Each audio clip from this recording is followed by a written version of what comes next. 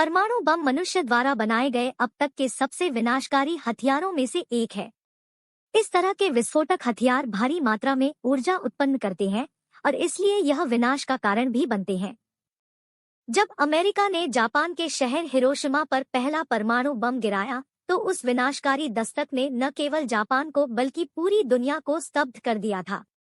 Japan इस दिल दहलाने वाले झटके से उबर भी नहीं पाया कि 3 दिन बाद नागासाकी पर एक और बम गिराया गया, जिसमें एक झटके में ही लाखों लोग मारे गए थे।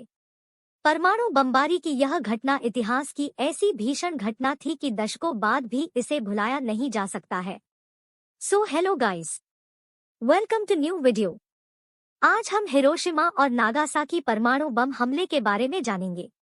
पहला परमाणु बम 6 अगस्त 1945 को सुबह 8:15 बजे हिरोशिमा पर और दूसरा ठीक 3 दिन बाद 9 अगस्त 1945 को नागासाकी पर गिराया गया था। तब से दुनिया में फिर कभी परमाणु हथियारों का इस्तेमाल हमले के लिए नहीं किया गया। हिरोशिमा पर बम गिराने का फैसला बम गिराए जाने से ठीक 1 घंटे पहले लिया गया था। हिरोशिमा पर गिराए गए बम का नाम लिटिल बॉय था। इसका वजन लगभग 4000 किलो और लंबाई 10 फीट थी। इसमें यूरेनियम की मात्रा 65 किलो थी, लेकिन जो धमाका हुआ वह सिर्फ 0.7 ग्राम यूरेनियम की वजह से हुआ था। यानी जिस पदार्थ के कारण विस्फोट हुआ उसका वजन एक अल्पाइन या $1 के नोट के बराबर भी नहीं था। नागासाकी पर गिराए गए बम का नाम फैट मैन था। इसका वजन लगभग 4500 किलोग्राम था और इसकी लंबाई 11.5 फीट थी। इसमें 6.4 किलो प्लूटोनियम का इस्तेमाल किया गया था, जो यूरेनियम से कहीं ज्यादा ताकतवर था। नागासाकी पर गिराया जाने वाला बम पहले जापान के कोकुरा शहर पर गिराया जाना था, लेकिन उस समय कोकुरा शहर का मौसम साफ नहीं था और बादल भी घने थे, इसलिए अमेरिकी सेना ने नागासाकी पर ही बम गिरा दिया। इसी बम को क्योटो शहर पर भी गिराने की योजना थी, लेकिन अमेरिका के युद्ध सेक्रेटरी हेनरी स्टिम्सन ने इसे बदल दिया। हिरोशिमा पर गिराए गए बम को ले जाने वाले विमान का नाम एनोला गे था। इस विमान में साइनाइड की 12 गोलियां भी रखी गई थी, ताकि अगर मिशन फेल तो विमान के सभी अधिकारी उन्हें खा जाएं। जिस विमान से दूसरा बम गिराया गया उसका नाम बॉस्कर था। परमाणु बम के विध्वंस ने हिरोशिमा और नागासाकी में लगभग 2,46,000 लोगों की जान ले ली। बम गिरते ही करीब 1 लाख लोग मारे गए और बाकी अगले कुछ सालों में कैंसर जैसी गंभीर बीमारियों से मर गए। हिरोशिमा हमले के समय बमबारी स्थल का तापमान 300,000 डिग्री सेल्सियस तक पहुंच गया था और इसके नीचे की जमीन का तापमान लगभग 4000 डिग्री सेल्सियस तक पहुंच गया था, जो स्टील को पिघलाने के लिए पर्याप्त होता है। इस हमले के कारण 1005 किलोमीटर प्रति घंटे की रफ्तार से आंधी चली थी और 10 वर्ग किलोमीटर में गहरे गड्ढे बन गए थे और 500 मीटर तक 19 टन प्रति वर्ग इंच का दबाव बन गया था। यह विनाशकारी माहौल किसी भी बड़ी इमारत को हवा में उड़ाने के लिए काफी था। दोनों परमाणु बम जमीन से 100 फीट की कुल ऊंचाई पर हवा में फटे थे।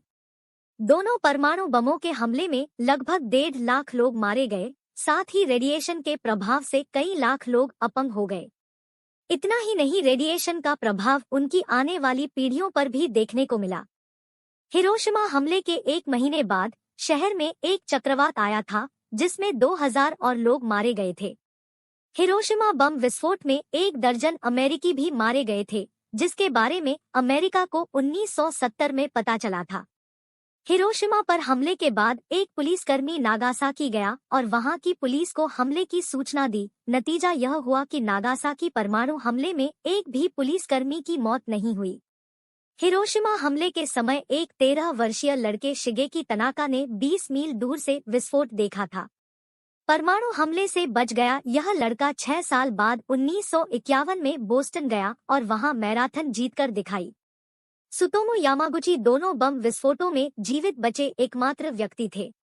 दरअसल हुआ ये कि जब हिरोशिमा पर बम गिराया गया तो वह इसी शहर में मौजूद थे। फिर वह अपने गांव नागासाकी गए, वहां भी बम गिराया गया, लेकिन वह इतने भाग्यशाली थे कि वह दोनों बार बच गए। हिरोशिमा और नागासाकी पर बम गिराने से पहले अमेरिका ने अभ्यास के तौर पर जापान पर 49 बम गिराए थे, जिसमें 400 लोग मारे गए थे और 1200 लोग घायल हुए थे। नागासाकी परमाणु हमले के 6 दिन बाद जापान के राजा हिरोहितो ने अमेरिकी सेना के सामने आत्मसमर्पण कर दिया। यह घोषणा रेडियो पर की गई थी और अधिकांश जापानियों ने पहली बार उनकी आवाज सुनी थी। अगर जापान ने आत्मसमर्पण नहीं किया होता तो अमेरिका ने 19 अगस्त को जापान के एक और शहर पर परमाणु बम गिराने की योजना बनाई थी। हिरोशिमा नागासाकी बमबारी के बाद अमेरिका युद्ध में परमाणु हथियारों का इस्तेमाल करने वाला पहला और एकमात्र राष्ट्र बन गया। अमेरिका ने अभी तक जापान से परमाणु हमले के लिए माफी नहीं मांगी है। हमले के 71 साल बाद हिरोशिमा जाने वाले बराक ओबामा पहले अमेरिकी राष्ट्रपति हैं। इस परमाणु हमले से पहले द्वितीय विश्व युद्ध में जापान का दबदबा था, लेकिन परमाणु बम हमले ने उनकी कमर तोड़ दी। फिर भी जापान अपनी अलौकिक आत्मशक्ति के दम पर इन हमलों से उबर गया और आज वह दुनिया के विकसित देशों की कतार में खड़ा है। हर साल 6 अगस्त को हिरोशिमा डे के रूप में मनाया जाता है। हिरोशिमा और नागासाकी आज रेडियोएक्टिव फ्री है, क्योंकि दोनों परमाणु बम जमीन से कुछ 100 फीट ऊपर हवा में फटे थे। 1964 में जापान ने बम विस्फोटों के पीड़ितों के सम्मान में एक ज्योति जलाई, जो आज भी प्रज्वलित है। यह उस दिन बुझाई जाएगी जिस दिन दुनिया से सारे परमाणु बम खत्म हो जाएंगे और यह दुनिया परमाणु हमले के खतरे से मुक्त हो जाएगी। Thanks for watching. If you like this video then please do like, share and subscribe my YouTube channel. Bye.